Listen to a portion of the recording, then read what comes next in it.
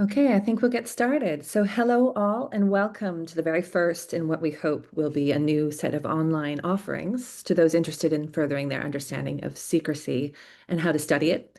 This is a SPIN Research Methods Masterclass, navigating the challenges of freedom of information access. And I'm Dr. Elspeth van Veeren, an associate professor of global politics at the University of Bristol, but also the coordinator of SPIN. So some of you will know us, but for those who are new to us, SPIN is the Secrecy, Power, and Ignorance Research Network, a group of academics and artists based principally in the southwest of the UK and Wales. But we really are expanding and working with an increasing number of academics and artists spanning across different parts of the globe. But all of us are committed to exploring the social, cultural, and political elements of the power of unknowing. And so this includes supporting and championing research on secrecy, on intelligence studies, on conspiracy theories, on knowledge and knowledge disparities, on ignorance, and a host of other cognitive concepts and issue areas. And so you can check out a bit more about us on our website for more information. And that's secrecyresearch.com. So today I'm very pleased to introduce a set of four speakers here to share with us their expertise and experience of using freedom of information requests as a research method across different national contexts. We have Aiden Clarkson from the Information Commissioner's Office in the UK. We have Kevin Walby from the University of Winnipeg. We have Spencer Eisen, who I hope will join us shortly, from the University of British Columbia. And we have Hannah Richards from the University of Bristol. So each speaker in that order will offer a presentation of maybe about 15 to 20 minutes, followed by a discussion and a Q&A session. So at the end of the session, I will also keep the Zoom room and the chat open so that you can introduce yourselves. So there will be a short opportunity for a bit of networking before we end. So I've scheduled a maximum of 2 hours, though we may finish a bit early. We'll take it as it comes, basically. And before I turn over to our speakers, a couple of housekeeping elements. I'll mention that I will be monitoring the chat for questions, so you can add those as we go along, and we'll work them into the Q&A when it comes time. To say that this event is being recorded so that it can then be made available and shared more widely on our SPIN YouTube channel. Do please, therefore, keep yourselves muted just for the purposes of sound quality. And of course, I'll do a little bit of SPIN promo. Do consider joining our mailing list, which you can access via our website. And through that email list, you can receive updates on our projects and publications, as well as information about future events. So for example, we'll be advertising our lineup of autumn term speakers and events shortly. You can also follow us on LinkedIn and Blue Sky. That's it. Welcome, everyone. Welcome to our speakers. Welcome to all of you who are joining us from all the different corners of the internet. And I will therefore turn over to our first speaker, Dr. Aiden Clarkson from the Information Commissioner's Office. Thank you. Over to you, Aiden. Hi, thanks very much. Very quickly before I begin my presentation, just wanted to say, as much as I am here to present, I'm also here to learn, as I think everyone is. We are the national regulatory body for freedom of information and environmental information regulations in England, Wales, and Northern Ireland, and we have a kind of good top-down view of a lot of what's going on in this space. But I'm really interested in your kind of lived experience of using the Act. So the other people who are going to be presenting here, and then I'm looking forward to the Q&A as well. Yeah, so I will now share my screen, which will probably just take me a second. It usually does.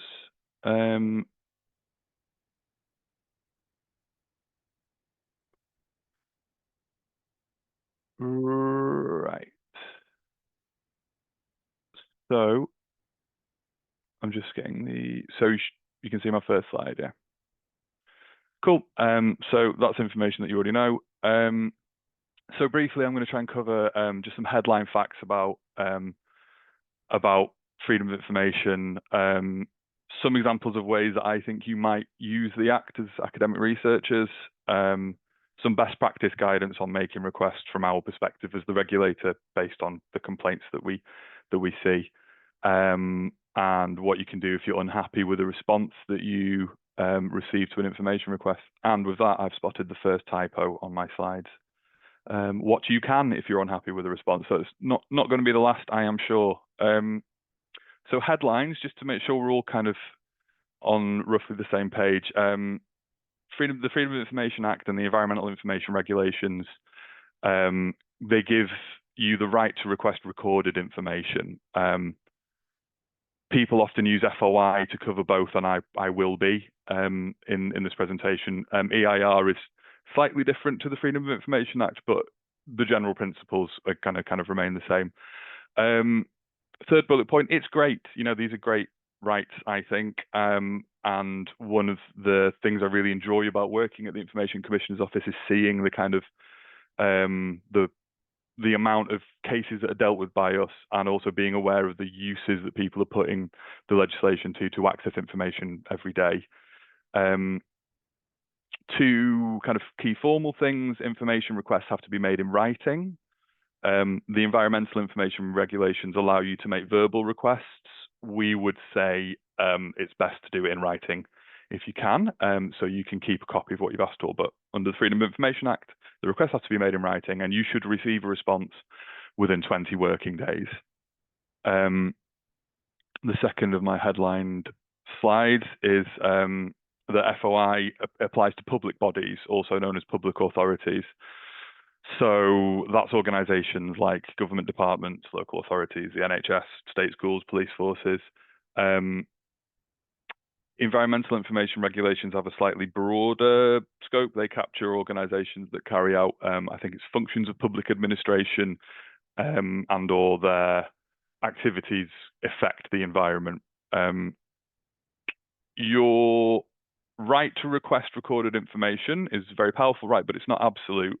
There is some information that's held by public authorities which shouldn't be disclosed for kind of reasons of public interest, and the legislation reflect that. So information can and will be withheld when you ask for it. Sometimes everything you ask for might be withheld. Sometimes it might only be a paragraph or a sentence is redacted.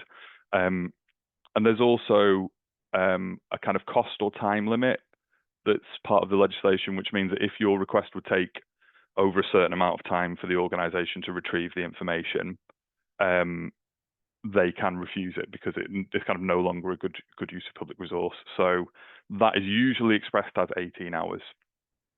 I know I'm kind of rattling through these, but I just want to get those fundamental things done. Obviously, space in the Q&A later for further questions. So I want to move on to kind of uses that we as the regulator think that you might find in academia. So one is, and also, sorry, artistic pursuits as well. One is accessing kind of primary historical sources. There's loads of documents about historical events held by public organisations which are not in the public domain and can be requested. So for these slides, I've kind of gone through, I've returned to JSTOR after many years of not having to use it, and looked for academic articles that cite the results of FOI requests. So this first one is an example of someone requesting a kind of primary historical source. So the top paragraph there in red gives you the subject matter, which is it's about an event in 1984 where a teenage runner came from South Africa to Great Britain to try and to run under British colours. The thing I'm really interested in is the footnote for that, which is in the second box on the slide, which explains that the researchers had looked in the National Archives for information about this event, couldn't find anything, and so had made a request to the Foreign and Commonwealth Office. And then I really like the last couple of sentences in this footnote, which read, "The request proved extremely fruitful. Within 1 month, the authors received, at no cost, a large folder of previously classified documents detailing the British government's handling of the Zola Budd affair." So it's an example of FOI working really well for someone and providing them, and then also providing the public at large with access to documents that had previously not been available to them. A second use that I think you might find helpful is the Act. So freedom of information gives you the ability to kind of access centrally held statistical information. So there's lots of public authorities who it's their role to gather information about other organisations and centralise that and report on it, but that isn't then always published or made available to the public. So in the example I have on this slide, some some people performing research, they made a request to the Care Quality Commission to ask for data on the inspection of registered social care premises, which is information CQC had centralised but not published, and then they used that information as part of their research. So accessing centralised statistical information is one, and then a third potential use is kind of performing your own statistical analysis by going to a number of different organisations and asking them for the same data, the same type of data. So a good example of that I have on this slide is some researchers who went to 99 different universities to ask them for contact hours and cohort size across 3 different undergraduate programs, because they wanted to compare those metrics, and then I think against kind of results at the end of the course.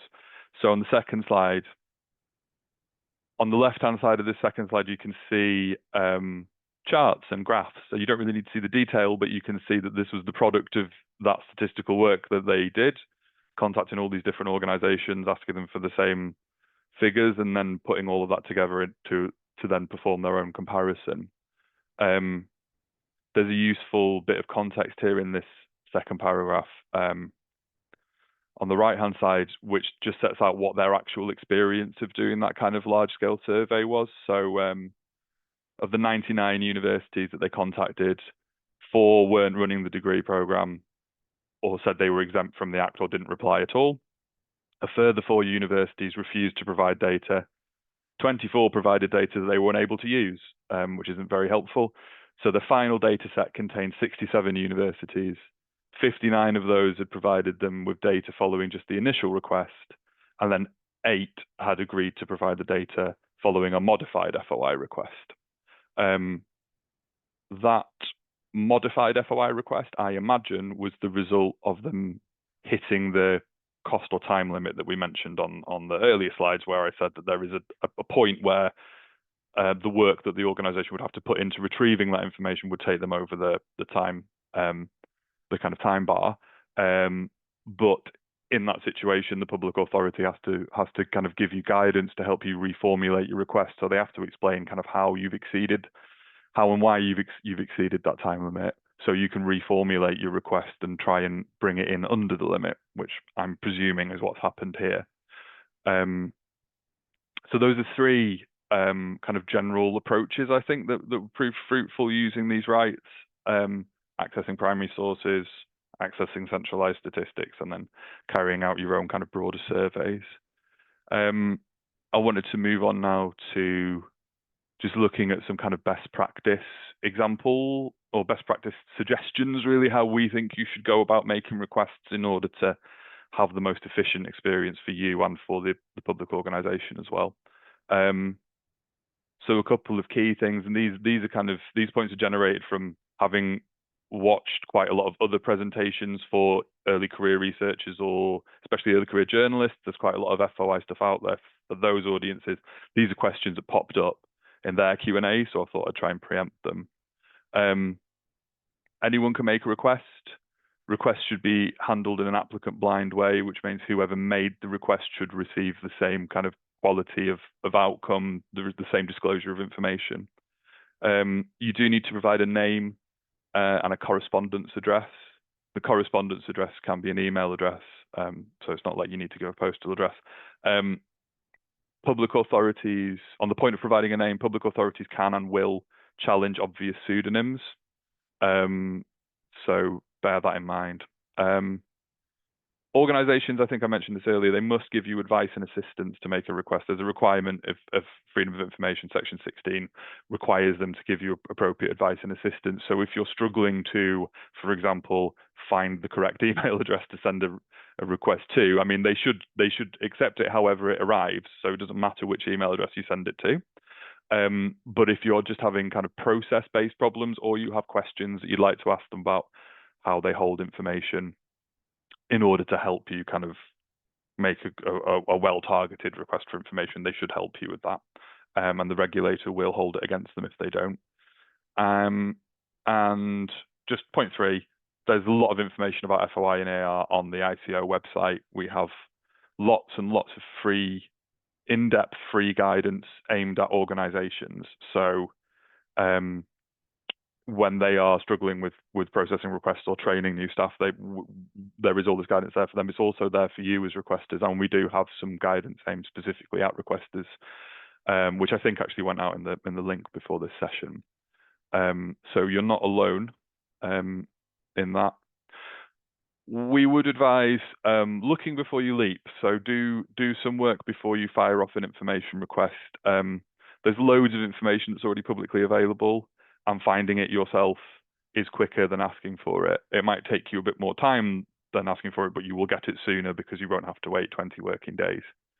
So information might already be available through a central body, like the National Archives, which we've already mentioned, CQC already mentioned, or ONS.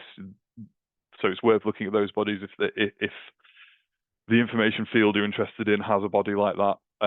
It might also, if you're interested in the actions or activities of a specific organisation, they may well have already published it just as part of the information they're required to publish. So they should have a publication scheme or a guide to information on their website. You can search for those terms, and that should list information like financial information, meeting minutes, policies and procedures. I think in open intel circles they call it grey literature, which is a phrase that I really like. But there's a load of that, annual reports, things like that, that are churned out and that may contain the thing that you're looking for.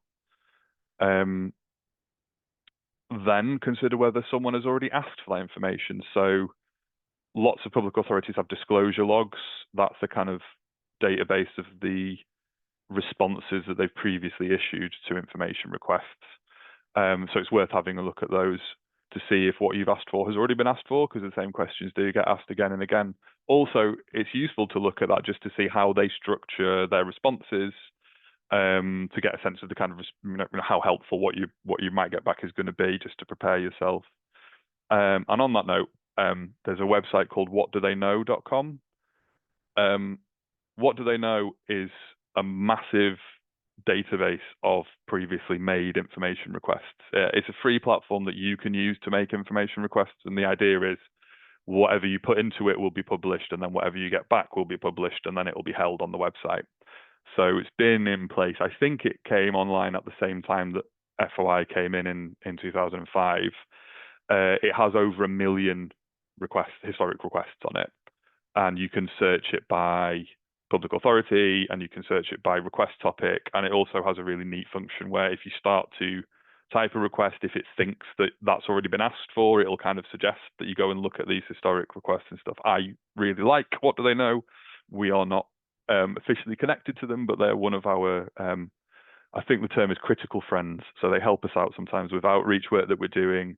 And they have previously given us data sets to look at so we can learn a bit more about what people are asking for, but they reserve the right to criticize us, as they should.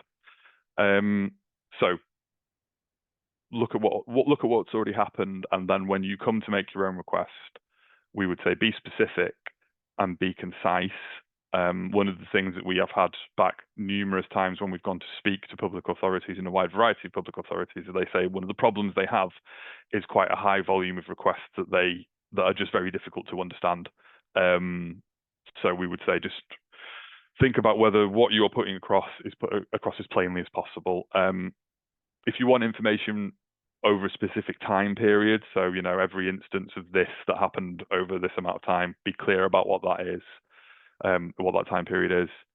If the terms that you're using could be open to interpretation, try to define them. This is one of the useful things about looking at what they've already disclosed or information they've already published and previous requests they've handled, is that you can get a sense of what their terminology is, how they refer to the stuff that they do, and you can use that language if you're happy to and you understand it. But it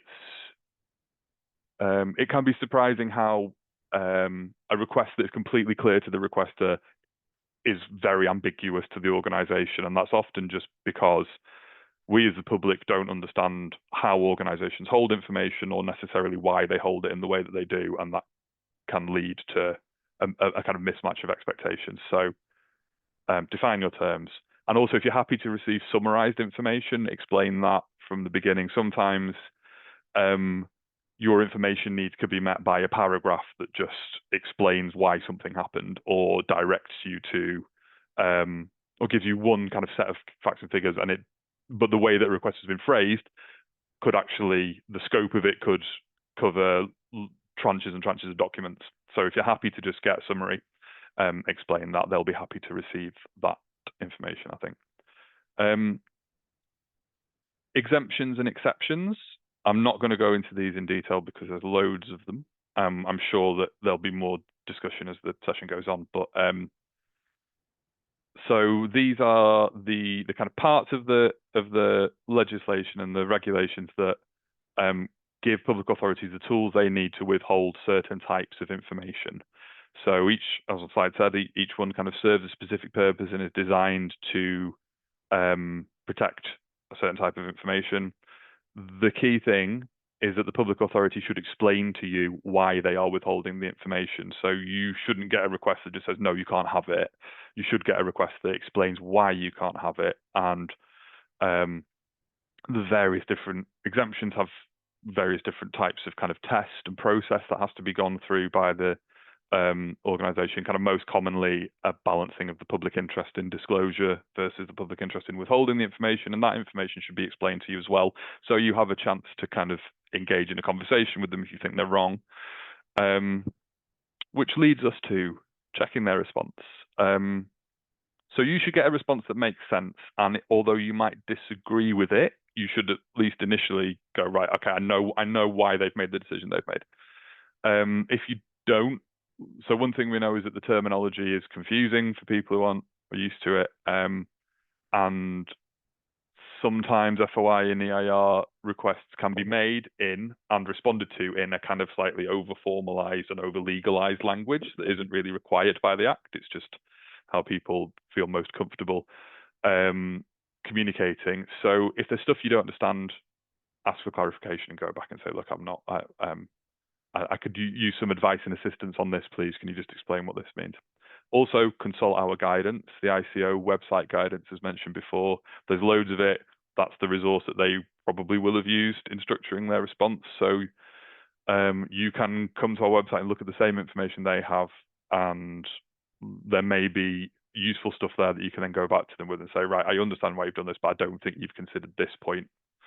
You can also look at previous decision notices that we've issued. So when we receive a complaint from a member of the public about their request, the end result of that complaint process is a decision notice, which is our statement, or the kind of commissioner's statement on their view of how the public authorities handled it. And there'll be a rationale for why we agree or disagree with the way that they have applied an exemption. And those are on our website.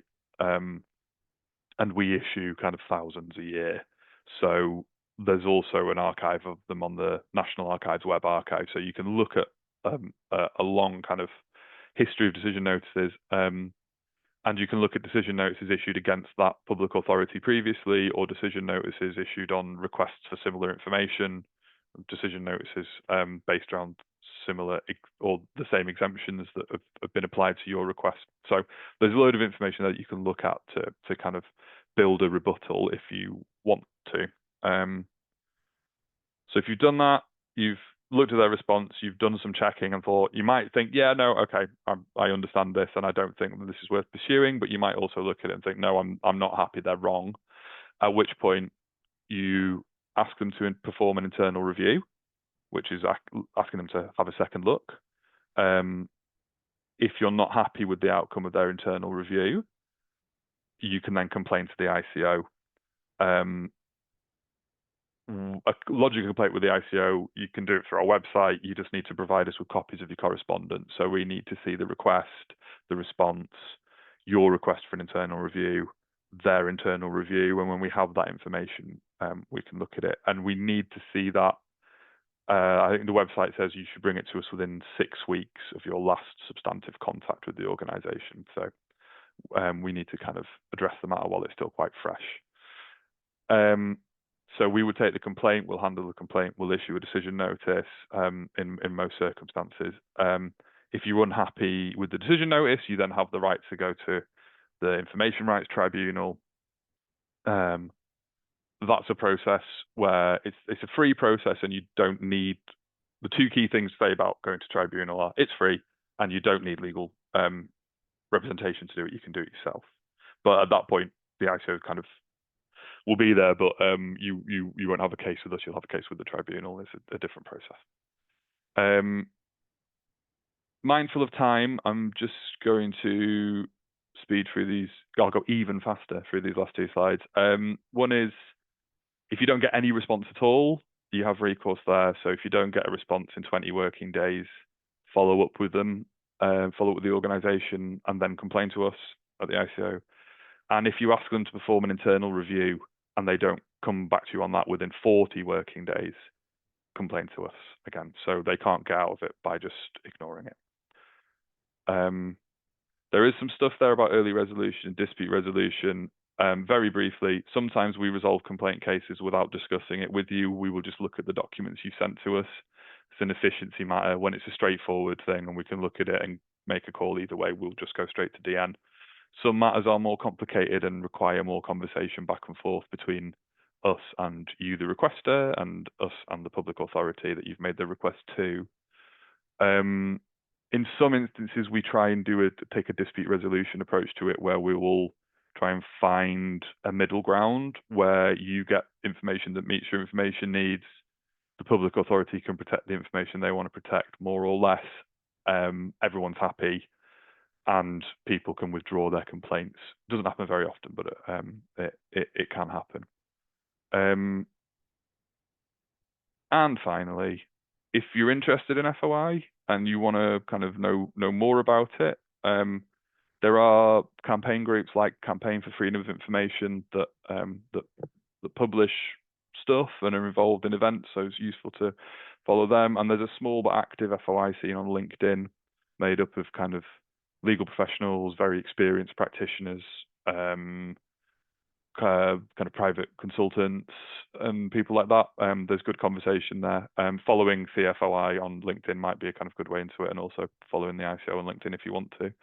There's also a document that I'm going to put in a link to in the chat, which was kind of co-authored or put together by UCL back in 2012. It's hosted on parliament.uk, and it's a guide for academic researchers. I've read it, and it is still relevant. It's quite in-depth and kind of even-handed about people's experiences of using the Act, albeit kind of 10 years ago or more. And that was co-authored by an academic called Ben Worthy, who's at Birkbeck, and he publishes a lot about FOI. So again, is an interesting person to kind of look up some of his articles if you are more interested. Or sorry, you are interested in more FOI content. You can make general inquiries to the ICO if you've got a point you want to ask us about. There's a link there. And we have social media. We don't post on Twitter as much as we used to. And then there's the email address for my team if you've got any specific feedback. Again, I can put that in the chat later. We've gone slightly over. Sorry about that, Elspeth. No, we're all good. Thanks so much. I will wind up. Cheers. Sorry, Aiden, I don't know if you can hear me. Sorry, can you just say the name of that Birkbeck scholar again, or maybe put his name in the chat just so that it's Dr. Ben Worthy, but I will put that in the chat as well. Lovely, thank you. Okay, so I think we'll move on to Professor Kevin Walby now from the University of Winnipeg. Kevin. Thanks very much. Can you hear me okay? And can you see my slides okay? Yes. All right. Well, thanks for organizing this event, and thanks for having me. I'm going to say a little bit about freedom of information in the Canadian context, and I'll also say a little bit about the US context as well. I have a bit of experience using FOI in public interest research and secrecy research there as well. In Canada, we have multiple layers of law that people need to navigate when they're doing this kind of work. So at the federal level, there's something called the Access to Information Act, and it's meant to provide a right to access records to enable public debate. But importantly, at the provincial, territorial, and municipal levels, you've got different law that you're dealing with. If you're making a request to agencies that fall under those jurisdictions, so you have freedom of information laws, or sometimes they're most often combined with privacy law at those lower levels. So it's called FIPA, Freedom of Information and Protection of Privacy Acts. They cover these lower level jurisdictions in Canada. And what it means basically is you've got a lot of variation from agency to agency, from province to city to city. You might have a totally different experience making a request to hydro in one province compared to another, or you might have a totally different experience making a request to City of Edmonton compared to City of Winnipeg. So navigating this can be very tricky for folks who are just starting out with FOI and they want to do this to uncover government information that's not otherwise made available. Kevin, What I'm going to, yeah. Could you maybe switch to presenter's view? It just might make the screen a little bit easier for people to read. Sorry to interrupt. Oh, sorry. There. Does that look better? Oh, now we can see your notes. Sorry, go back to the other way. It's fine. Oh, okay. Okay. So in this presentation, I'm going to just walk through a little bit of the process, but I won't spend too much time on some of these. What I really want to do is kind of index these steps, like from research to submission, from paper to digital tech, from clarification to extension.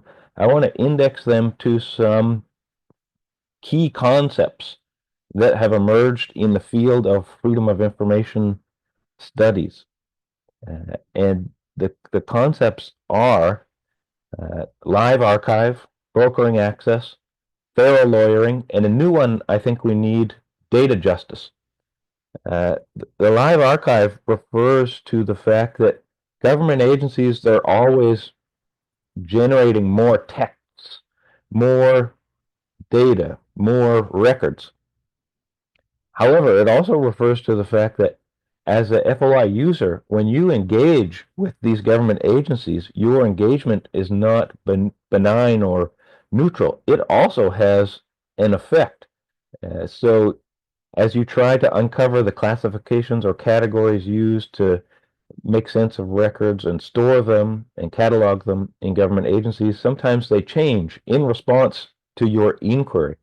So it is a really dynamic system. There's a dynamic feedback loop between your work as a secrecy researcher and the way government records are held. Brokering access refers to the kind of micro interactions that happen when you are making a request. Everything from like the tone of your voice if you're talking on the phone to the kinds of information in your emails, etc., also has an effect.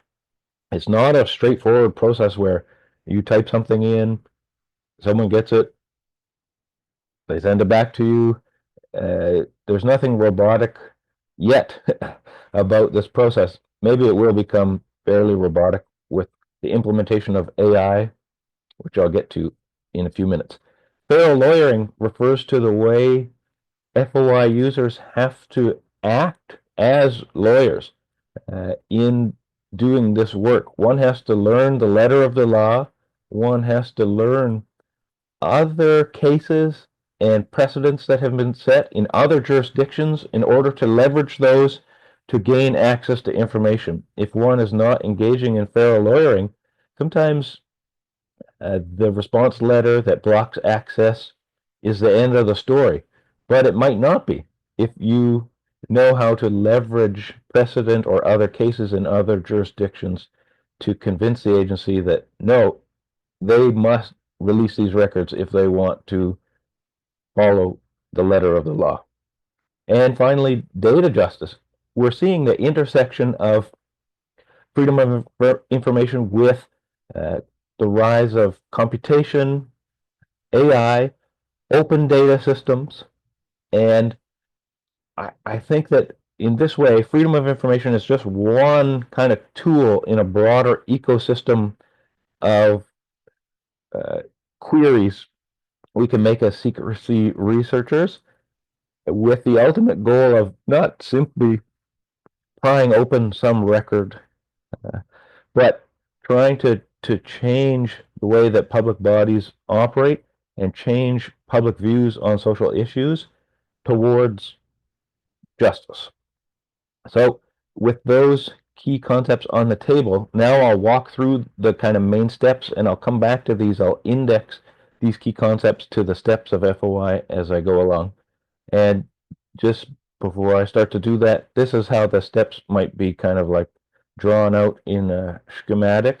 You see, it's not just a simple or linear kind of thing. There's a feedback loop that is a continuous kind of process. So it starts with the research, which I'll get to, submission, kind of an overlooked step. There are some parts there that you can stop and make different decisions. Negotiation or brokering, the results stage, and then I'll talk a little bit about appeals. And in the US, going to court.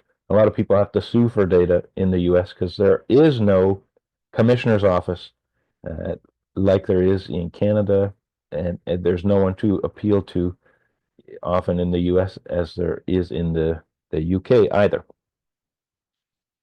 So in terms of researching the request, as we already heard, it's really important to be specific in the wording of a request. And oftentimes you have to do a lot of research before you can even get to this phase. You need names of documents, and the names of documents might be weird.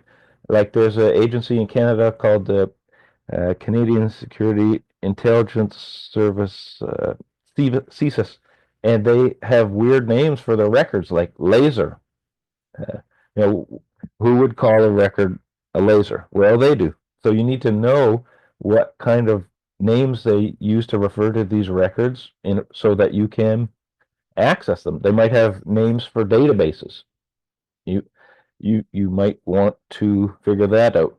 They have reference numbers sometimes. You also need dates and time frames if you're asking for meeting minutes, if you're asking for emails. You really want to be pinpoint accurate when you are doing your research and preparing to make a submission. There's also really specialized terminology in government agencies. Again, CSIS uses the term multi-issue extremism to refer to social and environmental justice activists. And they have whole record series that pertain to this terminology. So you might end up putting together a request something like all CSIS lasers pertaining to multi-issue extremism in this time window. It sounds weird if you said that to someone in the street. They'd be like, what are you talking about? But this is the terminology that is used in the agency, and so you have to be specific. You can figure out some of this language by looking at previous disclosures, and you can sometimes get some clues about different branches or different units within agencies by looking at organizational maps or parent files. So often a very good first request before you make specific requests is just for things like organizational maps, parent files that talk about the file structure of the live archive that you're looking at. Again, it might change. It might even change in response to your request. They might change it all up. It might change the schema. But you want to have a sense of what the network of records looks like when you start doing this. Some places to look for that info, in Canada at least, are the previous disclosures at the federal level that appear on the website on the left. So you can see there's like a record of 77,000 previous disclosures. It only goes back 4 years. That's kind of the problem with this website on the left, is it's only going to give you previous disclosures over the past 4 years. Secret Canada on the right, it is run by two investigative journalists of the Toronto Star and Globe and Mail. And the good thing about that database, if you want to figure out some info about a request that you're going to make, is that it also includes provincial and municipal disclosures. The database on the left only includes previous disclosures at the federal level, but the one on the right includes previous disclosures at provincial and municipal levels. So if you're trying to figure out something about Winnipeg police, or you're trying to figure out something about corporate security in the province of Alberta, and there's a previous disclosure on it, it might be in Secret Canada. So there's probably some postings like this in other jurisdictions too, and this is where you want to start. See if someone else has done a request, see if there's some wording that you can emulate or build on. What's happening with FOI right now in Canada is pretty interesting because we are undergoing a wholesale digitization. 5 years ago, everything was paper-based. I had so many stamps, I had so many envelopes, and I was just licking envelopes and stamps all the time, sending in requests. But now everything is through a digital portal. At the federal level, everything is digital. Most provinces have moved to a digital portal for submission, and even a lot of cities are. And I'm not necessarily sure that this uh, enhances access per se. That's the rhetoric, is that this will make it easier for users. Well, as we know, there is a digital divide. A lot of people don't even have access to computers or phones if they're experiencing poverty. And a lot of people, including myself, don't know how to use computers and phones very well. So it's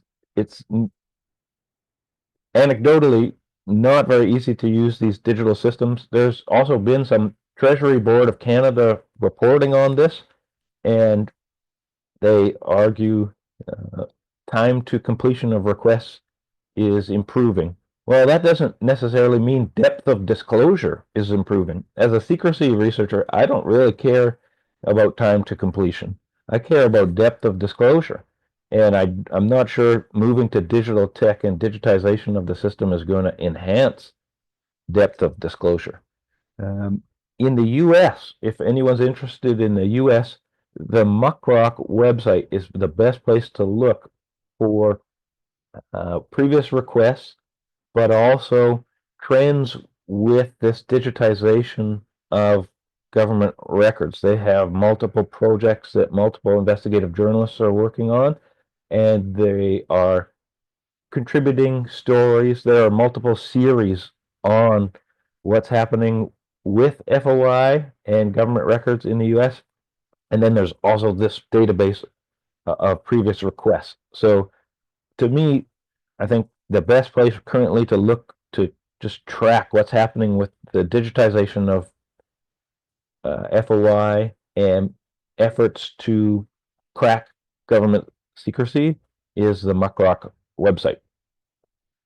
So let's say you did the research and you submitted the request through the portal, or maybe through an envelope and some paper if it's a city in Canada. That's not the end of the story. That's really just the beginning. At this phase, I call this the brokering access phase, because even at this point, there can be a lot of changes with the wording. You might get the ATI or FOI coordinator from the agency call you or email you and say, what do you mean? What types of documents? What date range? As we already heard, sometimes people have different ideas about what records are in play. And here, there's a lot of strategy involved. To broker access skillfully, I think you need to actively listen to what ATI and FOI coordinators are saying. You have to think strategically, kind of 2 steps ahead.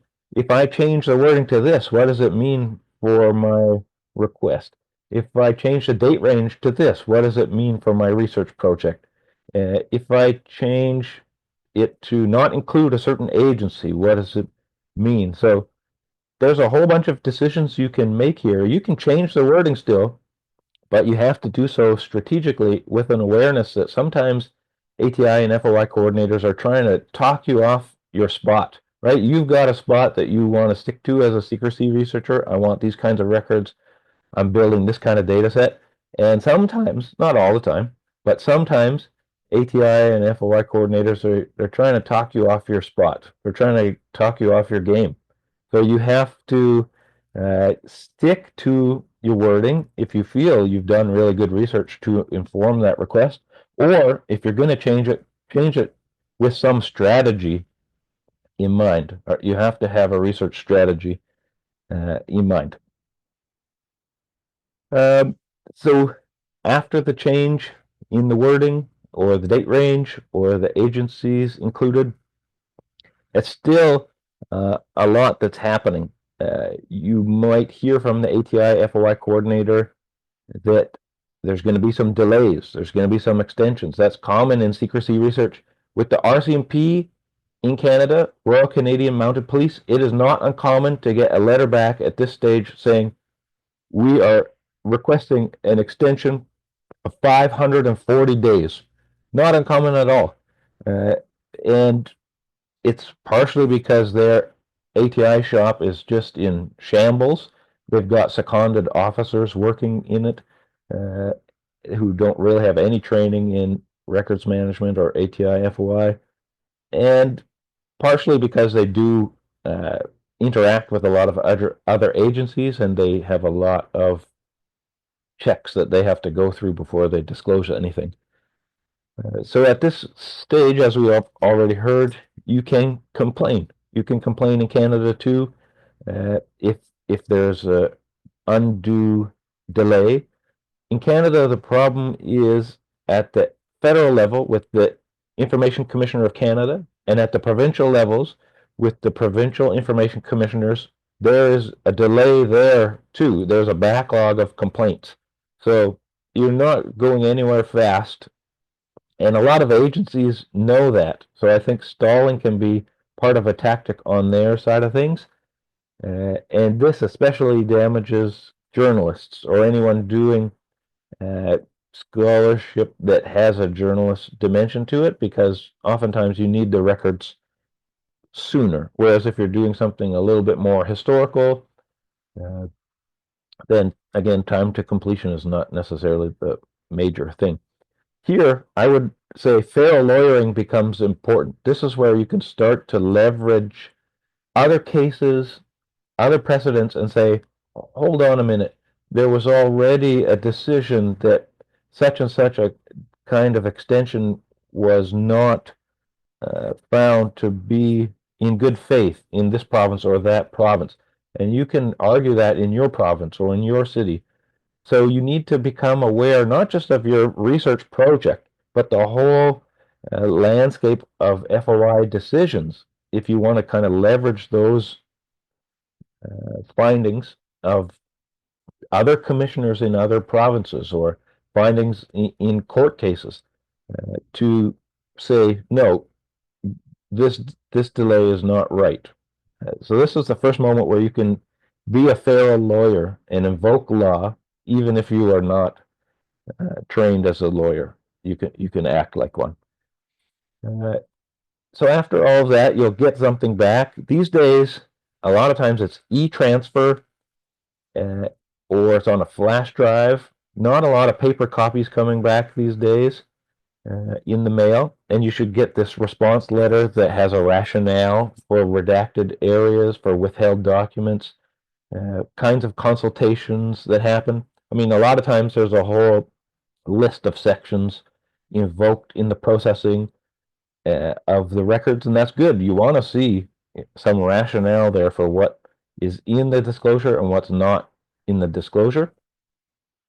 And here the loop kind of feeds back into the beginning of the process again.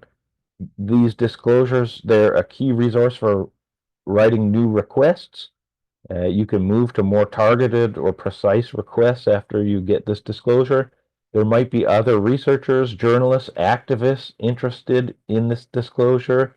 And for you, if you're a researcher, maybe this, is just an initial part of your data set. You're trying to build a data set. You're trying to show some patterns over time with an agency or with multiple agencies. So, one disclosure is not really going to set you up to write a paper or a book or something, but it's a start. And it continues after you look for little clues about your next request in this disclosure. You can also get involved in making complaints to the Information Commissioner's office, and there you really need to have your fair lawyering operating at a high level, because you really want to write in detail about past precedent and past cases and how this decision, maybe to sever some records or bar access, is not in compliance with the law. In the US, there are groups like Lucy Parsons Lab and Muckrock Persons and STOP in New York State, Surveillance Technology Oversight Project.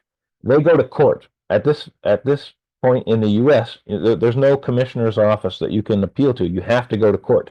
So they don't just fail a lawyer to the commissioner or dispute resolution. They have to go to court, and there are costs involved in that. But that's the only way in the US to leverage access.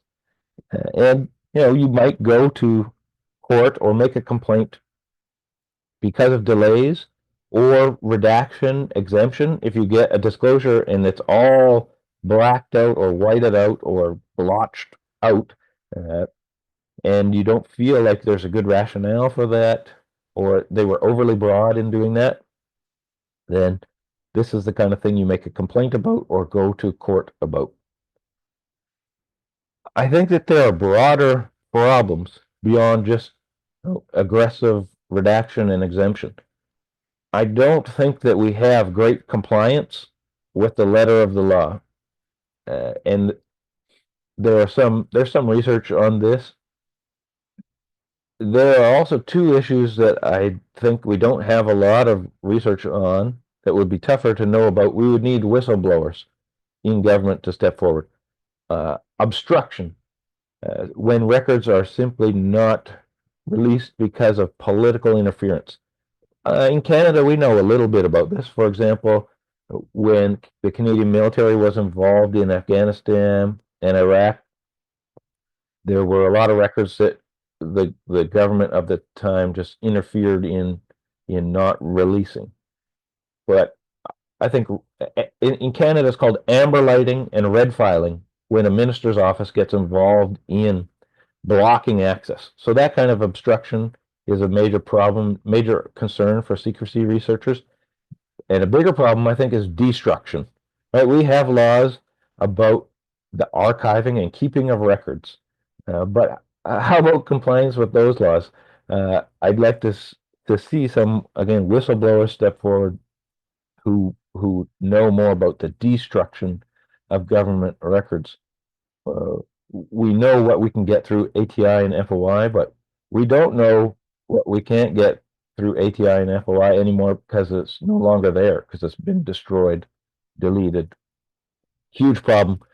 And the implications for thinking about FOI and secrecy in the digital age are really serious when you start to consider how much information might be destructed or destroyed in this live archive.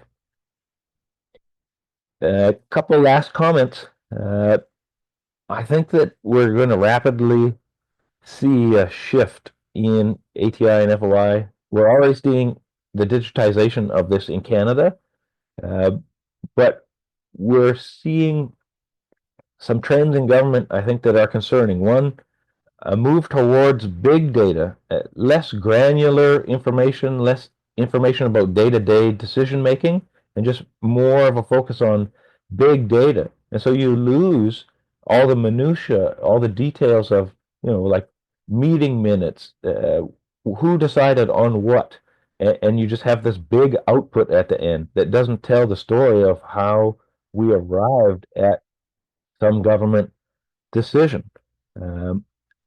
and I think there's less of a focus on detailed record keeping and detailed minutia of government records that pertain to that with the shift towards or the fetishization of big data.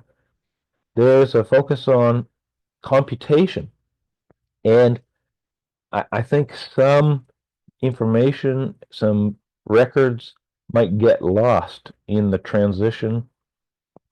Of course, computation could be a tool for us if you know people who can write script and can do things like data mining, sentiment analysis, or whatever of these records.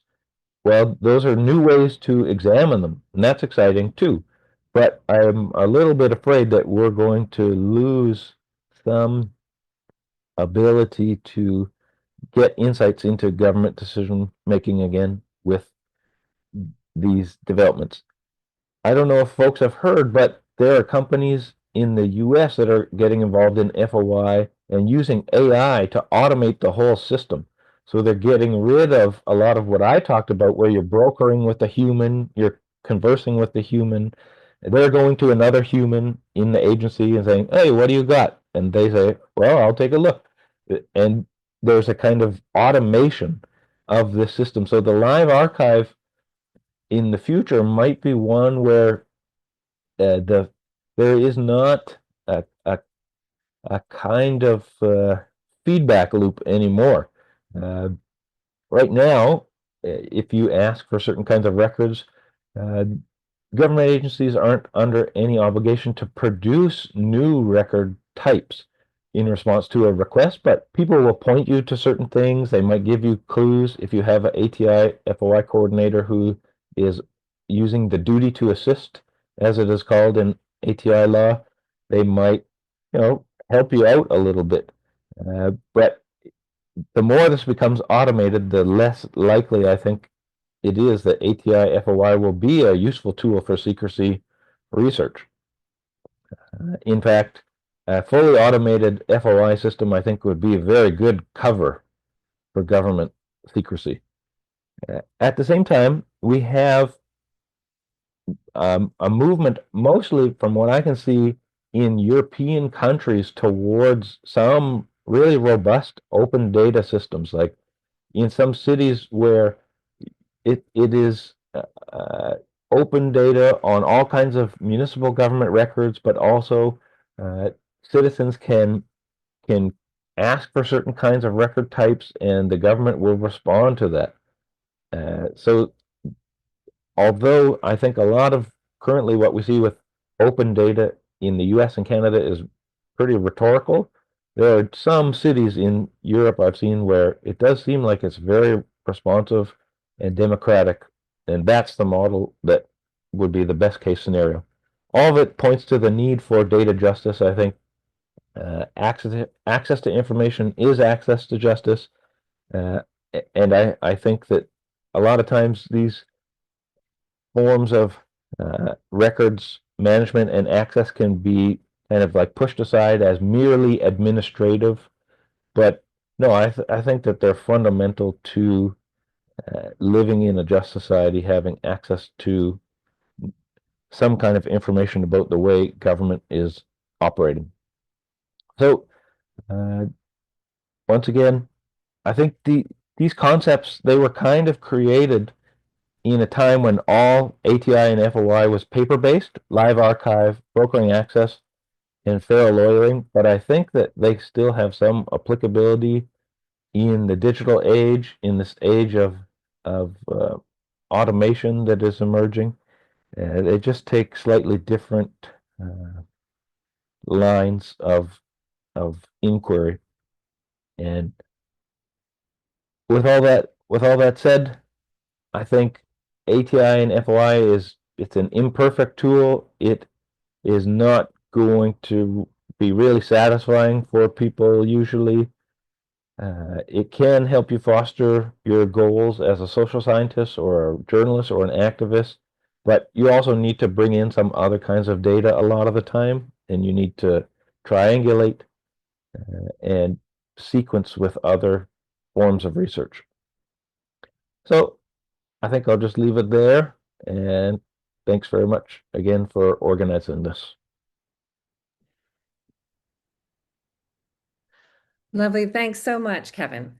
So Spencer has emailed. He has unfortunately some technical issues, so we're going to jump across Spencer for today and maybe circle back to him with another spin event. So we're going to turn instead over to Hannah. Hannah, are you happy to take it from here? Thanks so much, Hi. Kevin. Yeah. Thanks, Elspeth, for organising this, and also Kevin and Aiden. I've learnt a lot already, so thank you. Right, I will just share my slides.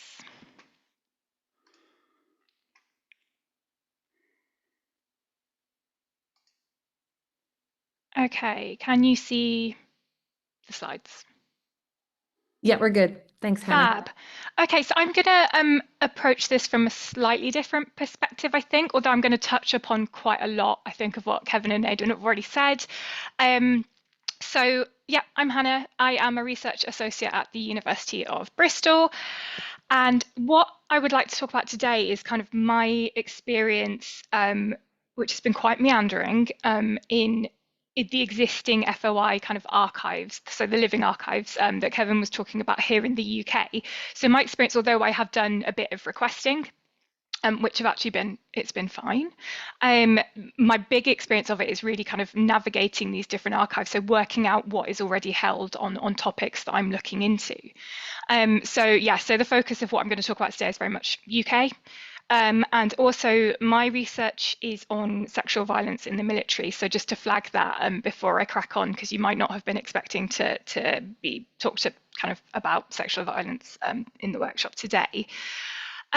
So what I wanted to do was just kind of mention where I look for FOIs, ones that are already stored, which, a couple of places that have already been mentioned. And then some of the kind of the obstacles and the opportunities as well of working with FOIs. So where to look? Already been mentioned. What do they know? Which is run by the NGO My Society and also gov.uk. So what I'm going to do is I just want to get off my screen for a minute and just show you them, because I think it's quite helpful to actually just look through and see what they look like. So for example, with the Ministry of Defence, they have their little kind of collection of FOI releases, which are done by year. There is also a search function somewhere else on the website which you can use, but it's not super great, or I've not found it to be super great when I'm searching in my experience. So you will see that they have them listed, their catalogues kind of done by year, and then each year is done by every month. They talk about kind of the FOIs that have been released. So fine, this has, quite a lot of information there. Already you can see kind of the size of the documents, which is already quite a good indication of whether or not this has been a successful FOI or not. Normally if it's 2 pages, more than likely it's probably not, but then you see some that are much bigger, like the 20-page ones, which are kind of an indication that there's actually going to be something perhaps useful in there as well. And then the second place I go to look is, what do they know? So this is a really fantastic resource. Just a slight caveat on it in that it doesn't, as Aiden's already kind of mentioned, it doesn't contain all the FOIs that have ever been made to a certain institution. And it's really handy because, as has already been said, you can kind of hone in and focus on a particular institution, which in my case is the Ministry of Defence. You can follow that, which I would recommend you do. You can search for keywords as well. And you also get these little kind of trackers about what information is being progressed, so whether it's awaiting classification, whether it's held, whether it's been rejected or approved. So it is really handy. And there's another thing as well, where if there's something that you're interested in following, you can also click on a specific request and follow that one specifically, so you'll get email updates to your inbox straight away. So one of my big things that I found really helpful is just setting up notifications for each of these sites, so to work out kind of just to keep up to date of what is filtering through and what isn't, so what is being asked.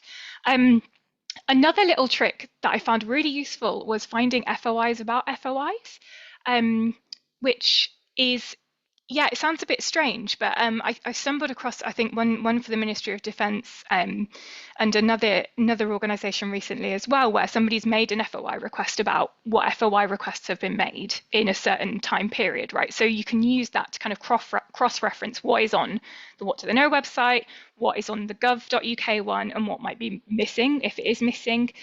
So that kind of helps give an idea of where you're at with your search. But I did just want to say, yeah, there are quite a few limitations. So the first one is time. I am not particularly technologically gifted. So it has taken me quite a long time to just sift through months and months and months of archives. And often you go through and it's a heading of something that will appear interesting or something that might not be that related to what you're researching, but you'll click on it and then suddenly there's this really useful document that's been released. Again, I don't want to spend too much time on it, but the need to triangulate, right? It's not a data source that I rely on completely alone. Instead, you work with the FOIs to see what other data you can kind of think of. I'll go on a bit more about this in the rest of the presentation. And then, yeah, just the final point as well, that it's only ever this snapshot, right? So it's very much this living thing, as Kevin has already talked about. So yeah, don't rely on it kind of too heavily as your data source, as kind of the facts, right?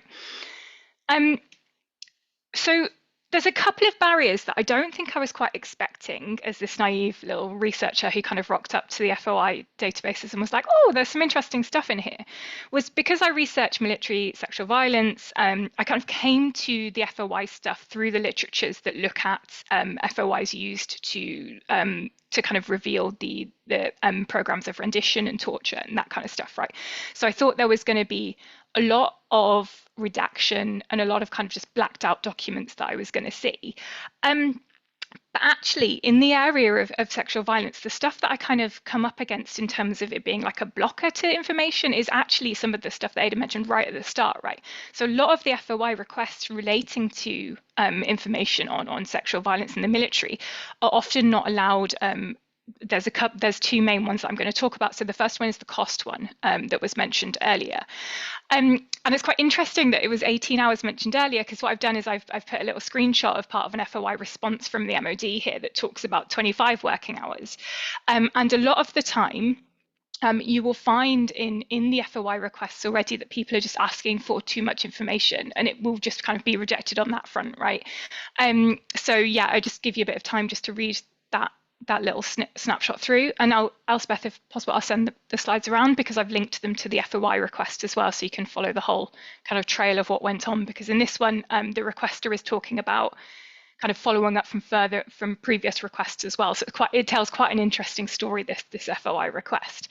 So yeah, cost is always a big one that I see popping up again and again. It's this idea that although we kind of have the right to use the FOI, is not this kind of absolute right, as was mentioned right at the beginning.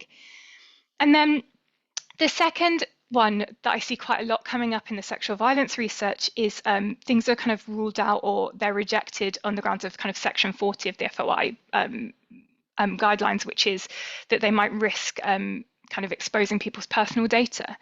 And I think to anyone, if you read that the excerpt that I've included there, you might think if you're a quantitative researcher, well, kind of obviously, if you're digging down into small data sets, there's certain ways that you can't ask for data and there's certain ways that you can.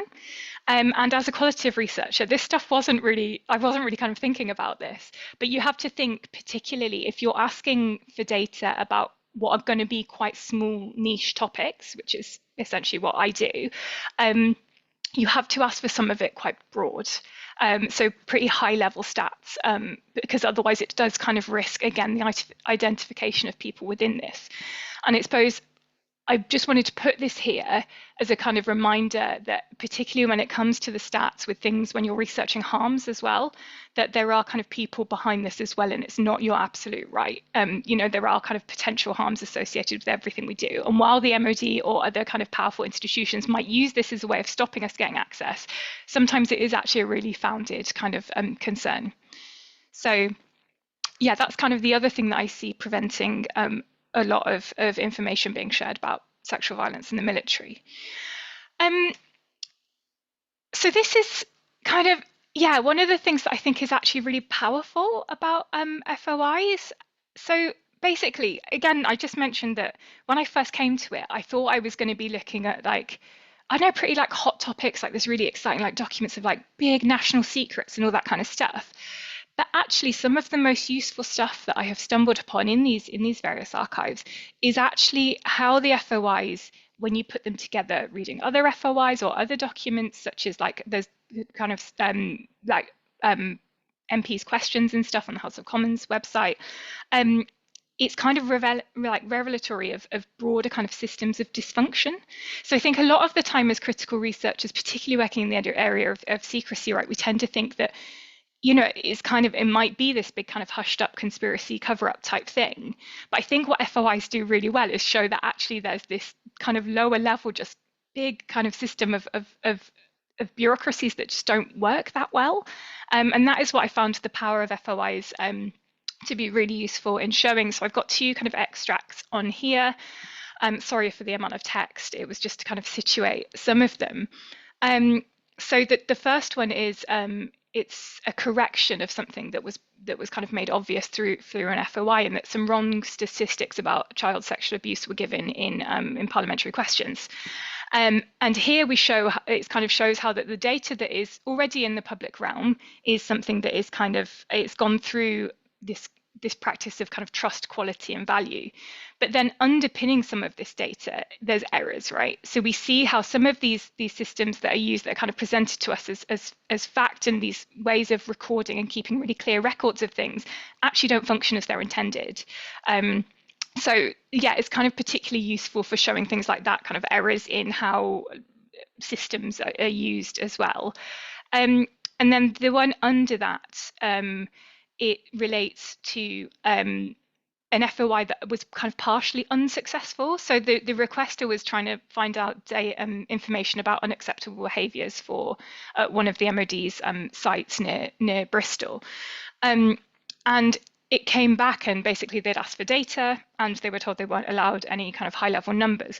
But what was really interesting was, although it wasn't a kind of totally successful request, what this kind of excerpt shows is that actually there is a system that is being used to log these types of behavior, which in itself is something new, which kind of wasn't already in kind of broadly spoken about or talked about on the public record. But also that they talk about how this system that's used to talk about unacceptable behaviors doesn't actually have a way of categorizing different types of kind of complaints, which again is something that is it's a pretty big revelation in this area. So yeah, just wanted to flag that while it might not always seem that the FOIs that you're looking through, particularly ones that are kind of listed as like partially successful or like not having the stats returned necessarily, they can reveal other things that are pretty useful. And also, in looking at these things, you can kind of trace the FOI through other different types of public platforms. So I've just mentioned like the House of Commons stuff like that. So you've got parliamentary libraries where you can follow the themes kind of across different things. So again, and that links back to this kind of triangulation of making sure the stuff you're looking at in the FOI is taking place elsewhere. And then I don't really know how I'm doing for time. I think I've whizzed through because a lot of what I was going to say has already been talked about. But yeah, so another thing that is quite useful and just kind of rummaging around these archives has helped me to do is, so in the gov.uk logs, they've anonymized the names of the requesters. So as mentioned at the start, you always have to put your name on a request, and normally if you put your first name, so if I were to just submit one as Hannah, that would be rejected. So already putting your full name is a way to not be rejected. On the What Do They Know website, they have lists of who the requesters are. So you've got people's names against the type of request that they're making.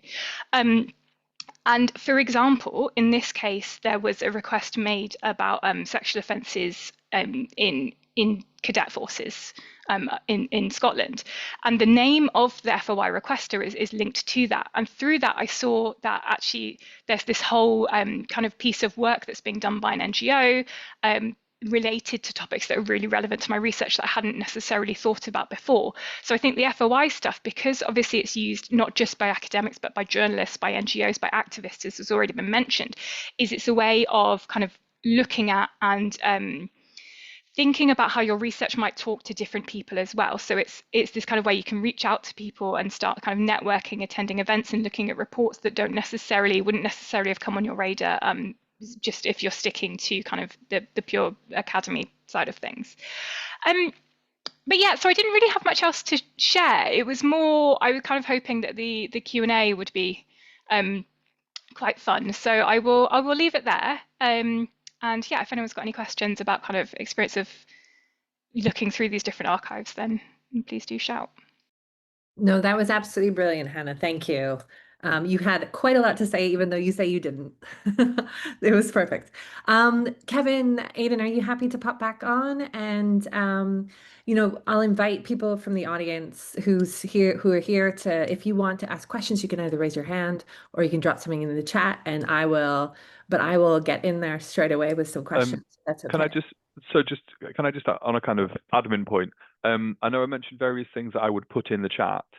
Is it kind of better all around if we send them in an email afterwards, or can I just start popping them into the chat now as we're going? You can pop them into the chat. I think that'll be fine. Cool. Thanks. Just wanted to check because just so you weren't interrupted by me sending a load of messages in. I've also dumped a load of text in there about the Section 12 issue in classic ICO fashion. So, yeah. Thank you. Thanks, Aiden. Right. So if people have questions, again, do put your hand up or drop something in the chat. I am really intrigued by, and I think this is more of a question for Aiden and for Kevin, maybe, but Hannah, if you've noticed a pattern about, because I think one of the things in my own research I'm interested in is kind of comparative secrecy cultures, where like what produces a sense of a need to keep a secret or a need not to keep a secret, and how that is distributed differently. So I'm really intrigued if you are aware of different patterns of compliance across the sort of work that you do. Are there some unusual patterns, perhaps, or are there some obvious ones of who complies most and maybe who complies least, if that's a fair question to ask? So as a representative of the national regulator, I am limited in how much I can say. So I'm not going to I can't call people out. Also, not necessarily in a position to do that because just the nature of the work I do isn't as directly connected to the complaints casework as other people in my department. I would say, I mean, from my perspective and the work that I do, is a matter of, I mean, resource is the compliance issue that I'm most concerned about. Lots of organisations are under-resourced, and we hear again and again from practitioners, as we call them, the staff handling these requests, that the thing that would allow them to comply or allow them to increase their compliance rates would be more staff. And I think I can say that when we've intervened and when we've issued, so we issue decision notices, and then every so often we might issue a kind of enforcement notice or a practice recommendation, which is a slightly more high-level thing where we say, rather than just dealing with an individual complaint, we kind of have some questions about the systematic approach to compliance at an organisation. I think there's probably an argument to be made. It'd be interesting to see if the stats bear this up, that when that happens, a lot of resources diverted to handling requests for a while, and then it loses priority again. So you might see a wave of kind of compliance improvement and then drop off. You'd need to see the stats. One of the things where I keep saying you'd need to see the stats is because the ICO doesn't centrally hold compliance statistics. There are so many public authorities subject to the Act under our remit that it's just not something that we can currently do.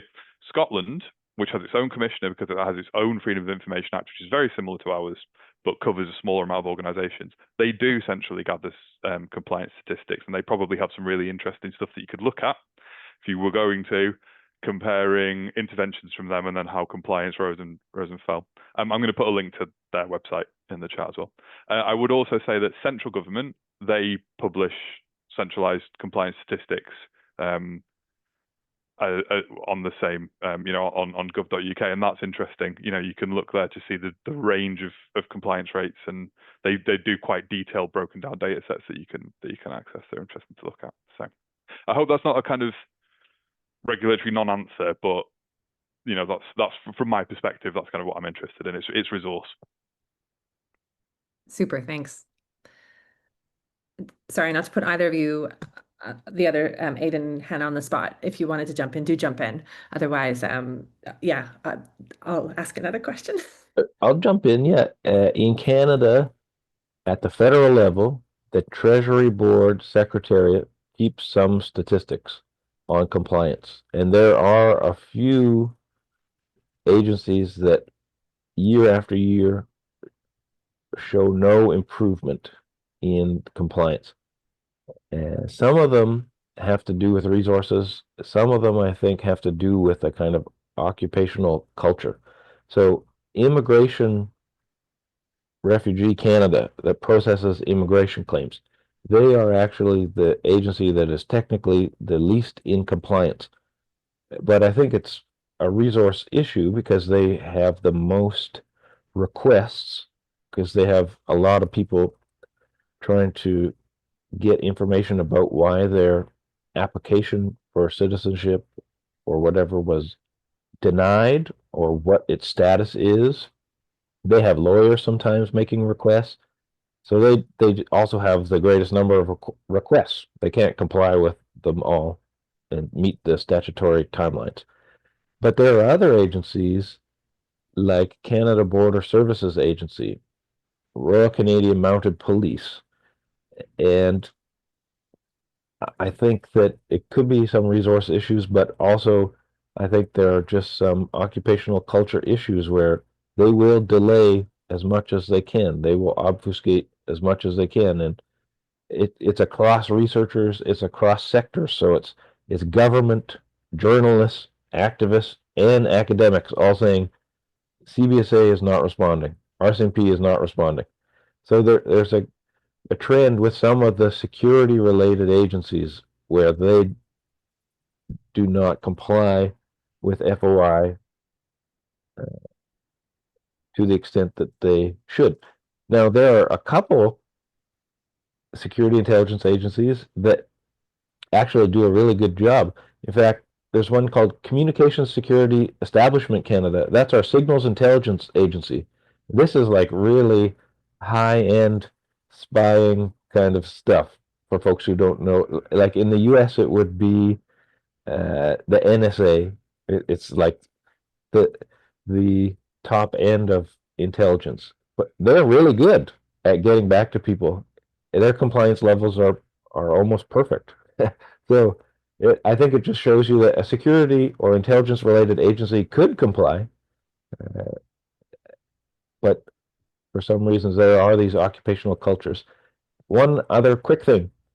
At municipal levels across Canada, a lot of agencies don't even know what FOI is in smaller municipalities and in some units in bigger municipalities even. You might call them up on the phone, talk about FOI. You might send in a FOI request and get a letter back or a note back saying, we're not subject to this, when in fact they are. So one other challenge, I think, is even though we've had FOI for plus 20 years in Canada, some government workers don't even know what it is. And that obviously has an impact on compliance. Excellent.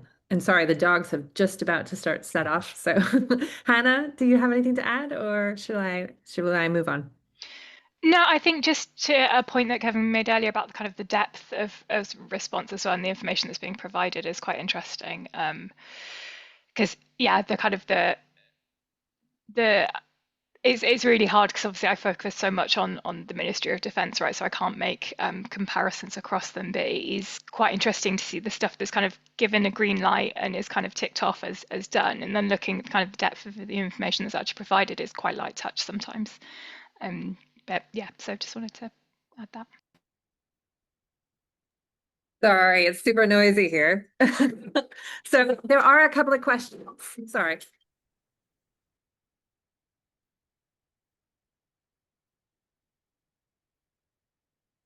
Sorry, it's real life. If so there are a couple of questions in the chat. Maybe I'll spin over to those. Hannah, can you do me the favor of reading those out while I sort out the dogs? Is that okay? Yeah, so the first question then is from Nika.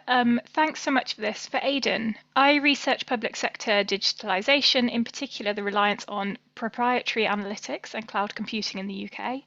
I wonder whether you have observed any significant shifts due to increased digitalisation/privatisation and therefore trade secrecy adding to the exemptions to successful FOI requests. The short answer to that is no. I haven't noticed any significant shifts. It might just be that I'm not in the position to notice them, because so much of our focus at the regulator is, we receive such a volume of complaints and have such a volume of organisations underneath us, as in, subject to our regulation, that we tend to focus.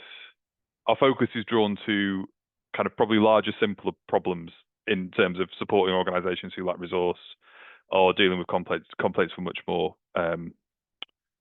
just information that wouldn't really have a bearing on it. I would say if organisations are moving more to proprietary analytics or cloud computing in the UK, from the perspective of the Freedom of Information Act, and the information that's held by those organisations, regardless of how it is held, is still held for the purposes of FOI. So whether it's held in a novel cloud computing solution or in a filing cabinet, it's still held and is still subject to the Act. So where it comes into issues of trade secrecy, it would be kind of meta information about the platform that on which the information is held might contain some information that couldn't be disclosed because it's commercially sensitive. Yeah, so again, sorry, apologies if that's a bit of a non-answer, but you've asked if I've noticed it and I haven't. Sorry, thanks everyone. Sorry, do the others want to jump in on that? Because otherwise we have a question about citizenship and freedom of information. So Alicia, we've met and I've missed totally, of course, I think you were even taught you. So apologies, I've totally mangled your name. I don't know if you want to put your microphone on and ask your question yourself. You're very welcome to. Otherwise, I can put the question into the group. So your question surrounds citizenship and whether or not you have any instances of Freedom of Information Act requests, or the Canadian equivalent, access to information requests that have been denied on the basis of citizenship, because she notes that this has taken place in other contexts. I can go very quickly on that because I'm looking at the relevant page of the ICO website now. So no, our guidance specifically says that you should treat all requesters equally, whether they are journalists, local residents, public authority employees, or foreign researchers. And a disclosure under the Act should be considered. I think I generally tend to say that a disclosure under the Act should be considered a disclosure to the general public, but I think our guidance actually says disclosure to the world at large. So.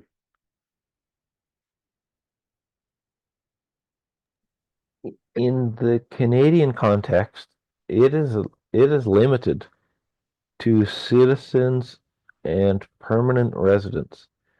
So our laws are actually out of step in a sense, because you can't use them if you don't have an accepted citizenship status. I know that in the United States currently people can make requests from outside of the US, because I've made a number of US requests at state and federal levels, but things are changing there so rapidly with access to records that I wouldn't be surprised if that's taken away sometime in the next 3.5 years. And I think that leads into a question that I also had, which is about the kind of the larger politics of this. The sense in which are there ebbs and flows? There are ebbs and flows of the extent to which FOIA is supported and protected, and when it's not. So the current sort of, I guess we can call it the culture of backlash, maybe. What do you think is that going to do? Is that going to ultimately strengthen access to information after a period? Like, what do you think what does this current moment hold for freedom of information, access to information type of approaches?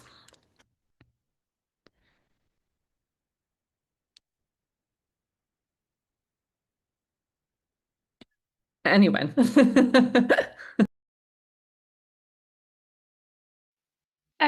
I suppose just jumping in from like a stuff related to security, I can only see, sounds very pessimistic. I can see things being kind of pushed back against on the grounds of national security, perhaps a bit more in the future. Broader landscape, Aiden's probably more qualified to comment than me. I wouldn't say more qualified, and I would say probably more limited again, just because of my job role. But I would say, we are funded in grant and aid from the government, and the government continues to fund us.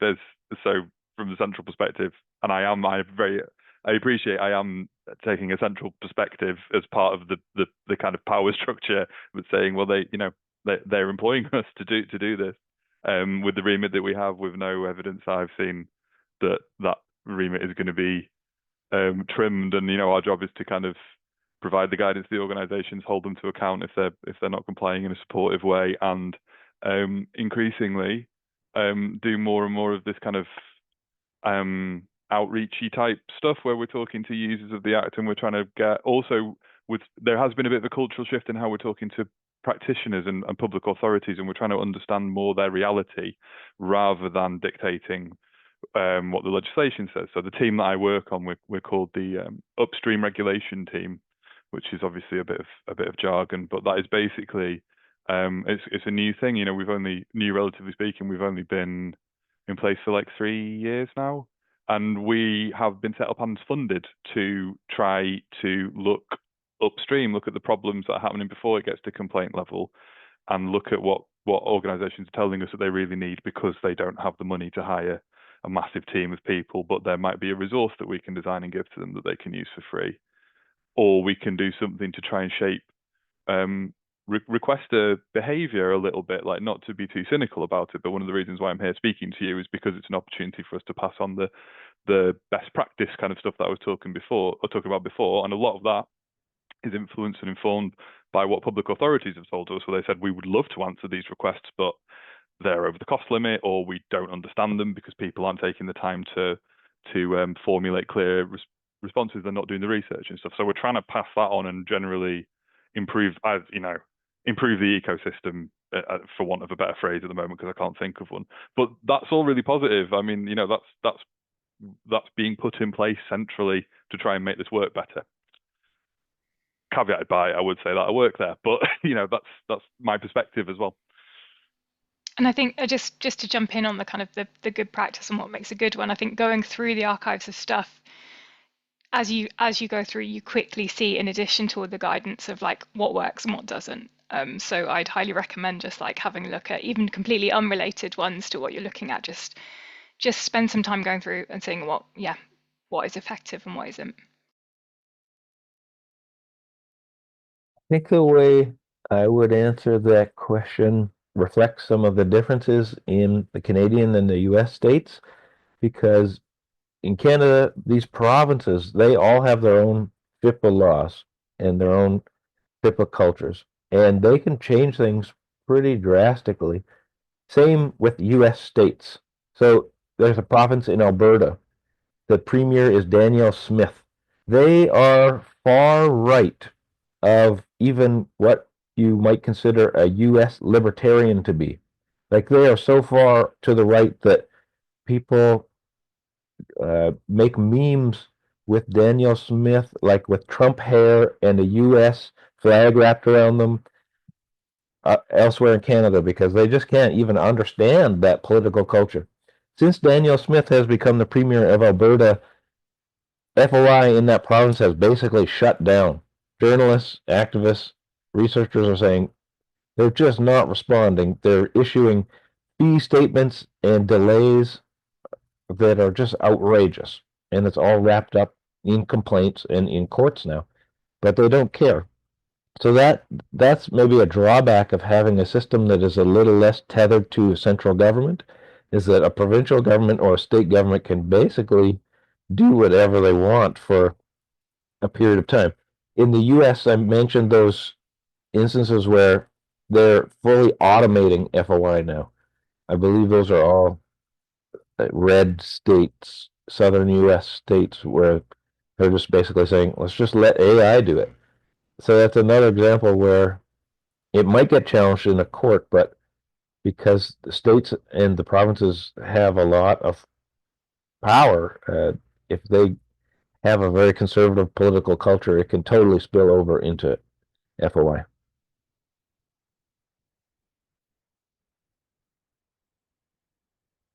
I suppose there's an interesting question to be asked about, the link between conservatism and lack of transparency or something there. Right. So, oh, sorry, Kevin, you were going to respond.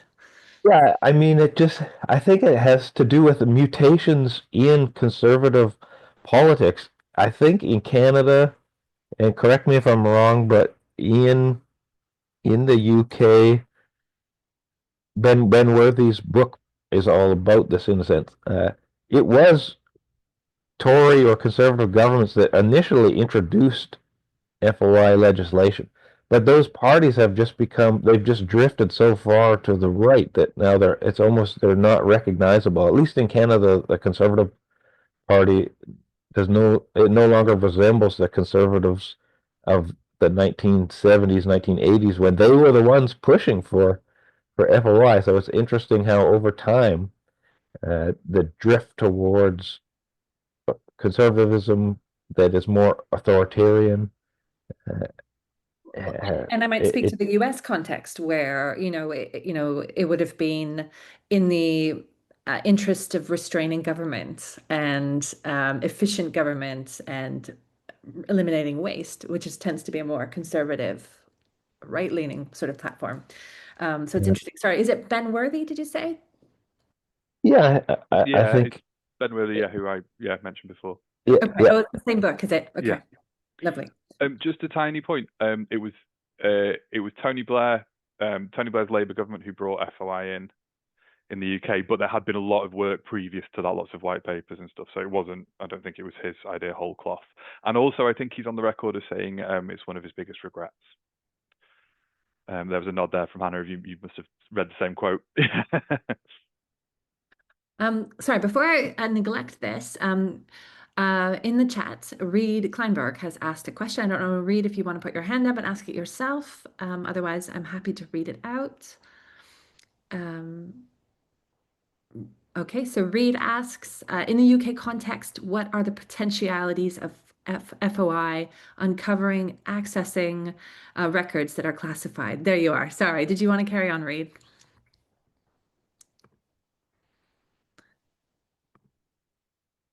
No, okay. I think Aiden mentioned something about this. For example, there are sections of files in TNA. I'm not sure what TNA stands for. The That National I Archives. have seen redacted. That would be great to get access to. Sorry, did you want to follow up on that, Reed? You did fine reading it, so. So the TNA is the National Archives, where there's loads and loads of stuff available. They also host the UK government web archive, which is a really useful resource, particularly if you work at a regulatory body and need to know what we said 15 years ago. You can go and look on the web archive and see old versions of the ICO website.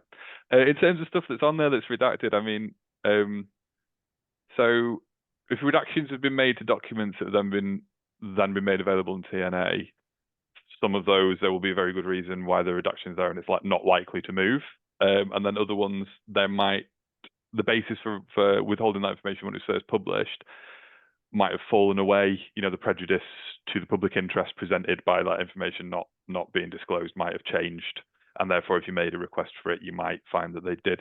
I don't know enough about it to know what the likelihood would be, but I would say that the TNA will know what the likelihood would be. So it might be a useful thing to have a conversation with them initially, just to say, look, I'm interested in this, but I don't know. When things like this are requested, are you aware that it's kind of a non-starter from your perspective? Just to have that, and then no matter what they say, you can still make the request and you can still take it to the ICO and get a formal decision. But we're quite keen on promoting the idea that practitioners often do want to disclose information, or at least want the system to work as efficiently as possible. So if you've got questions ahead of time like that, it's always worth asking them. And I would say, I've been a practitioner. I've answered requests, and yeah, quite often conversations like that would have saved everyone a lot of time beforehand. Again.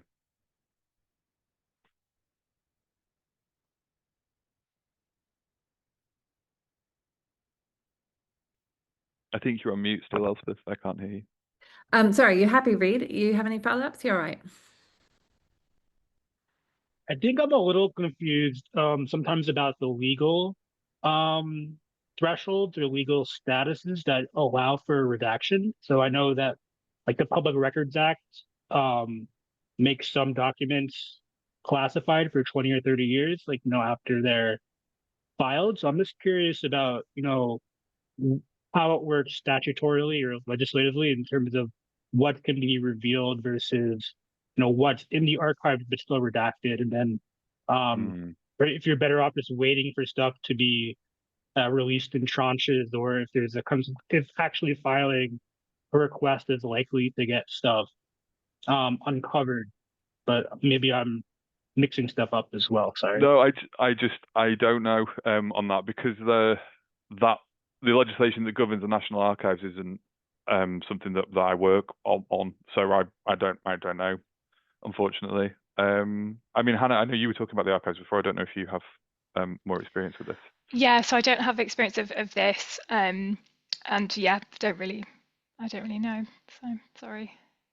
Maybe something for a future a future spin session then. Lovely, thank you. Okay, and absolutely, I take that point. I'll add it to our wish list. So I think we're actually coming up to the end of our 2 hours, and I had promised people in the room that they would have an opportunity to just sort of network a little bit. So if there aren't any more questions, I will ask Aiden, Hannah, and Kevin. Is there anything else you wanted to add? Was there anything you wanted to say in response to anything that's come up by other speakers? Or was there anything that we should have asked you that we didn't?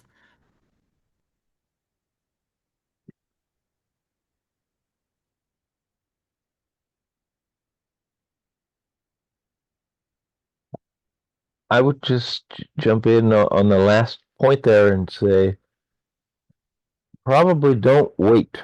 Don't wait for things to be released or in Canada, at least, the archives is one of the worst offenders in terms of secrecy, actually. There's records, for example, on a politician named Tommy Douglas, who was part of like a socialist government, 1940s, 1950s. They still will not release the records pertaining to Tommy Douglas, even though a lot of researchers, including a UK researcher, Steve Hewitt, has asked for them to be released.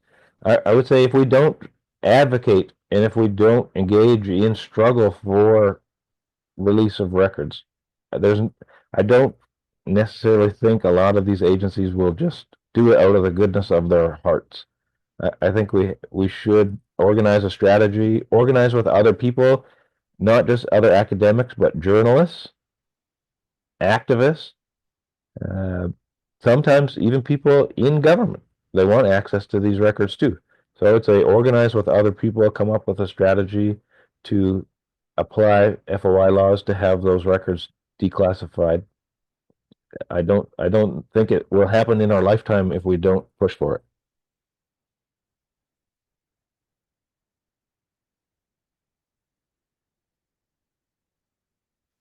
You're muted again, Elspeth, sorry.